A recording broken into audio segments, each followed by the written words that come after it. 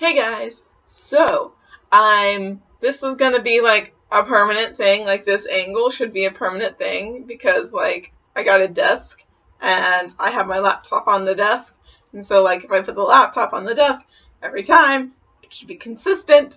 I can also put books on the desk so I don't have to like make sure they don't topple over on my bed because that was a real struggle, let me tell you.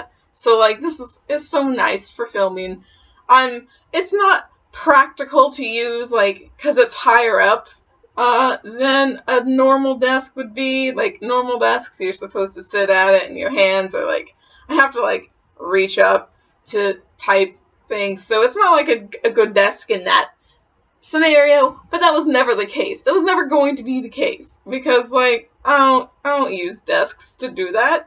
But anyway, I'm just rambling about my new desk. If you really want to see more stuff, I uploaded a tour that's like super short, and then I uploaded the process of me hanging the desk, which was a time. But anyway, we are here to do my March wrap-up, finally! We all know what I read in March. If you watch my reading vlogs, you definitely know what I read in March. But I read all of my favorite books in March, or reread all of my favorite books in March. First up is The Song of Achilles. And I love this book, y'all. But like, I did have a slight issue with Patroclus's characterization in the sense that he didn't know how to fight. I didn't really like that Madeline Miller made that change. I get why she did it. It's to like be a better, like, complete opposite to Achilles. But like, he was such a good warrior in the Iliad. And, like, to take that away, just kind of, like, I don't know. It doesn't ruin his character, because his character is not based on the fact that he, like, was good at fighting. His character is based on his kindness. But, like, still, like, I don't know. I didn't like that. But I still love this book. I loved rereading it. I love all of the quotes. And I can still say that this is probably my favorite standalone book. So it's still my favorite book if you're talking about standalones. It's when you get into series that I'm like, I don't know. So yeah, The Song of Achilles was great, and guess what?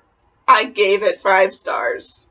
The next book that I read is The Start of the Holy Trinity.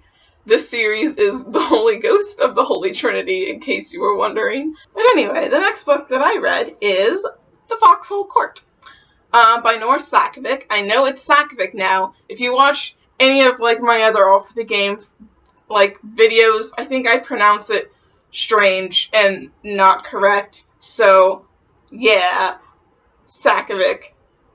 Know that now.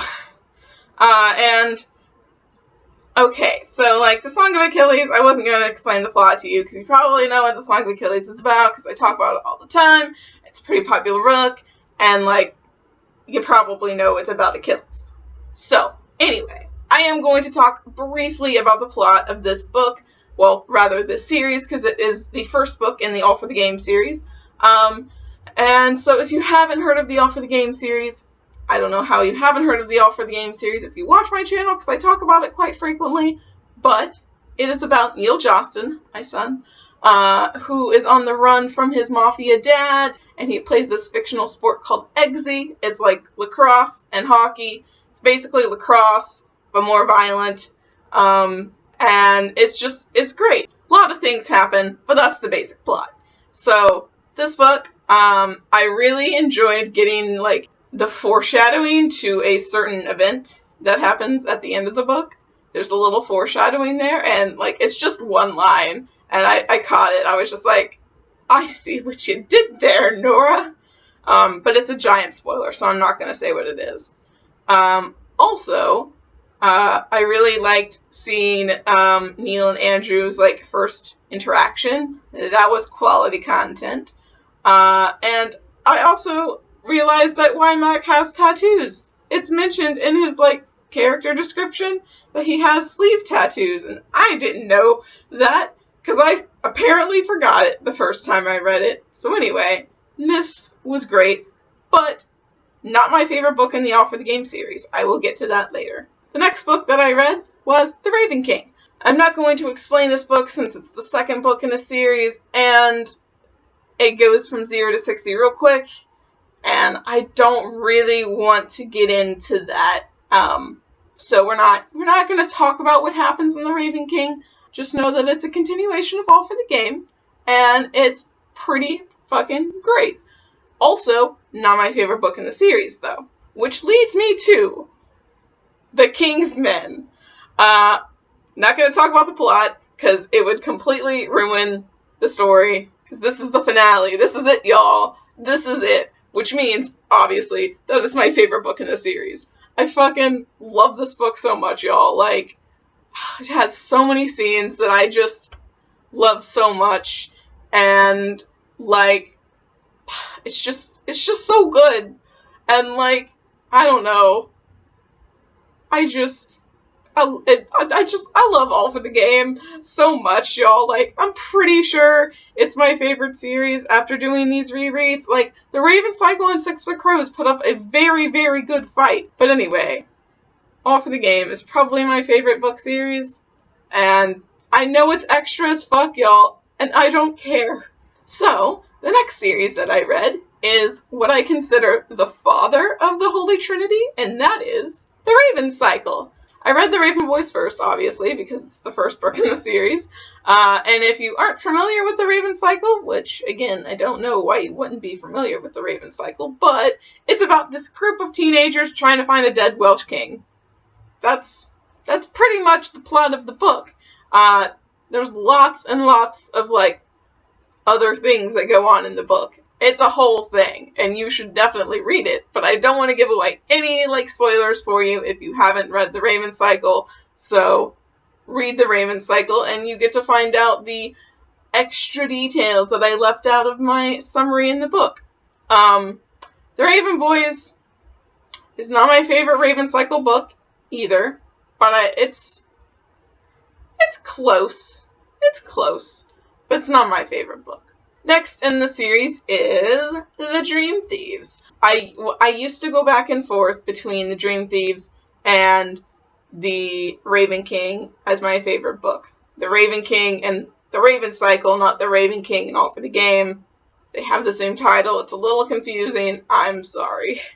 But, so, I think I finally settled that debate with this reread, and I think The Dream Thieves is my favorite book in the Raven Cycle, but, a strong but there, I still don't really like Kavinsky that much. I just think he's probably, like, the best of the antagonists in the series, and love me some Ronan content.